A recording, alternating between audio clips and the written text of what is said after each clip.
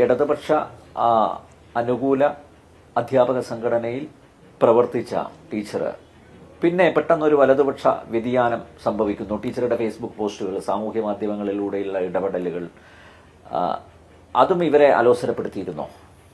ഉണ്ടായിരിക്കണം. കാരണം ഞാൻ പറഞ്ഞല്ലോ, എനിക്ക് നേരെ പോകുന്നുള്ള കാര്യത്തിൽ മാത്രമേ അങ്ങനെ എനിക്ക് അറിയുണ്ടായിരുന്നുള്ളൂ. അപ്പം ഞാനത് അവരുടെ ചില കാര്യങ്ങൾ ഞാൻ തുറന്ന് കാട്ടി, അവരുടെ കള്ളത്തരങ്ങൾ ചിലത് ഞാൻ തുറന്നു കാട്ടി. ഞാൻ അധ്യാപികയായിരിക്കുന്ന സമയത്ത് അതിനുശേഷം ഞാൻ ആ സംഘടനയിൽ നിന്ന് പുറത്തുപോയി. പക്ഷെ പിന്നെ കൊടുങ്ങല്ലൂർ ചെന്നപ്പോൾ ഞാൻ വീണ്ടും അതിൽ ജോയിൻ ചെയ്തായിരുന്നു. കൊടുങ്ങല്ലൂർ കോളേജിലായിരിക്കുമ്പോൾ വീണ്ടും ജോയിൻ ചെയ്തിരുന്നു.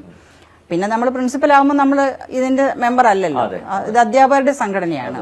പിന്നെ വിക്ടോറിയയിൽ ഞാൻ വന്നപ്പോൾ ഇവർക്ക് ഈ നേരത്തെ ഇത് അറിയാവുന്നത് കൊണ്ട്, എന്നെപ്പറ്റി അറിയാവുന്നത് കൊണ്ടാണ് എനിക്കെതിരെ അവര് ആദ്യം മുതലേ ഓരോ കാര്യങ്ങൾ ചെയ്യാനായിട്ട് തുടങ്ങിയത്.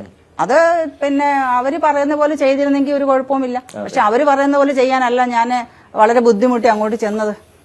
എനിക്ക് ചെയ്യാൻ പറ്റുന്ന കാര്യങ്ങൾ, ഒരു ഉദാഹരണം പറയുകയാണെങ്കിൽ തീർച്ചയായിട്ടും അത് തന്നെയാണ് നിലപാടെന്ന് പറഞ്ഞാൽ. അവരുടെ നിലപാടൊന്നുമില്ല, അവർക്ക് പണിയെടുക്കാൻ വയ്യ, അത് തന്നെയാണ് അവരുടെ ഇത്. അവർക്ക് തോന്നിയ പോലെയൊക്കെ അവരുടെ കാര്യങ്ങൾ നടത്തിക്കൊണ്ട് പോകണമെന്നുള്ള അല്ലാതെ വേറെ ഒന്നുമില്ല.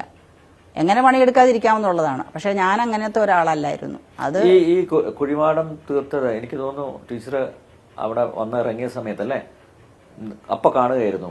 അതെ അതെ അതെ കുഴിമാടം അവർ രാവിലെ തന്നെ ഉണ്ടാക്കി. വളരെ നേരത്തെ ഈ കുഴിമാടം കണ്ട ആൾക്കാരൊക്കെ ഉണ്ട്. അപ്പൊ അവർക്ക് പക്ഷെ ഇത് എന്താ ഏതാന്നൊന്നും മനസ്സിലായിട്ടില്ലല്ലോ. അപ്പോ ഞാൻ രാവിലെ കോളേജിലേക്ക് ഞാൻ റിട്ടയർ ചെയ്യുന്ന ദിവസമാണ്. ഒരു 9 മണിയാകുമ്പോഴത്തേക്കും ഞാൻ കോളേജിലെത്തും. അപ്പൊ അന്ന് ഹസ്ബൻഡ് വീട്ടിലുണ്ടായിരുന്നു. അപ്പൊ എന്നെ ഒന്ന് കോളേജിലേക്ക് കൊണ്ടുവിട്ടു വണ്ടിയിൽ. ഇങ്ങനെ വരുന്ന സമയത്ത് ഗേറ്റ് കടന്ന് ഇങ്ങോട്ട് വരുമ്പോൾ അവിടെ മുറ്റത്ത് കുറച്ച് കുട്ടികൾ ഇങ്ങനെ കൂടി നിൽക്കുന്നു. വട്ടത്തിൽ കുറെ അധികം കുട്ടികൾ കൂടി നിൽക്കുന്നത് കാണുന്നുണ്ട്. അപ്പൊ അതില് എന്താന്ന് എനിക്ക് മനസ്സിലാകുന്നില്ല. അപ്പൊ ഞാനിങ്ങനെ വന്നപ്പോൾ അവിടെ വണ്ടി നിർത്തി. എന്താന്ന് ചോദിച്ചു, ഒരു പയ്യനോട് ചോദിച്ചു, എന്താ അവിടെ നിന്ന് ചോദിച്ചപ്പം അവനടുത്തേക്ക് വന്നിട്ട് പറഞ്ഞു, അവിടെ ഒരു കുഴിമാടം ഉണ്ടാക്കിയിരിക്കുകയാണെന്ന് പറഞ്ഞു. ഞാൻ ചോദിച്ചു, കുഴിമാടമോ? ആരുടെ കുഴിമാടം? അപ്പൊ അത് ടീച്ചറുടെ കുഴിമാടമാണെന്ന് പറഞ്ഞു.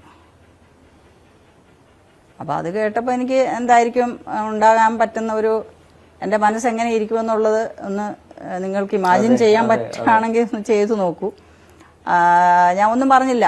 ഹസ്ബൻഡ് പെട്ടെന്ന് എന്നെ അങ്ങ് കൊണ്ടുപോയി ഓഫീസിന്റെ അവിടേക്ക് കൊണ്ടുപോയി വണ്ടി ഇറക്കി. ഞാൻ ഓഫീസിലേക്ക് പോയി. വന്നു. അപ്പോഴത്തേക്ക് ആൾക്കാർ വന്നു, ടീച്ചേഴ്സൊക്കെ വന്നു. പിന്നെ ആരൊക്കെയോ പറഞ്ഞിട്ട് പോലീസ് വന്നു. പിന്നെ പത്രത്തിൽ നിന്ന് കുറച്ച് ആൾക്കാരൊക്കെ വന്നിട്ടുണ്ടായിരുന്നു. പക്ഷെ എന്ത് ചെയ്യുന്നു വെച്ച് കഴിഞ്ഞാൽ, ഒരു പയ്യനെ, എൻ്റെ ഒരു വളരെ എനിക്ക് ആത്മാർത്ഥമായിട്ട് സ്നേഹം ഉണ്ടായിരുന്ന ഒരു പയ്യനുണ്ടായിരുന്നു. ABVPയുടെ ഒരു പയ്യനായിരുന്നു. ആ പയ്യൻ ഇത് അവന് കണ്ടിട്ട് സഹിച്ചില്ല. കുറച്ച് കഴിഞ്ഞപ്പോഴത്തേക്ക് അവൻ ഇത് മായ്ച്ചു കളഞ്ഞു. എന്നിട്ട് പോലീസ് വന്ന് എൻ്റെ അടുത്ത് പറഞ്ഞു, അവിടെ കുഴിമാടമൊന്നും ഇല്ലല്ലോ, വെറുതെ പറഞ്ഞല്ലേ നിങ്ങളെന്ന് എന്നോട് ചോദിച്ചു. അപ്പൊ ഞാൻ പറഞ്ഞപ്പോൾ ആൾക്കാർ ഫോട്ടോ എടുത്തിട്ടുണ്ടായിരുന്നല്ലോ, അതൊക്കെ കാണിച്ചു കൊടുത്തു. അങ്ങനെ മനസ്സില്ലാ മനസ്സോടുകൂടിയാണ് അവര് കേസ് എടുത്തത്.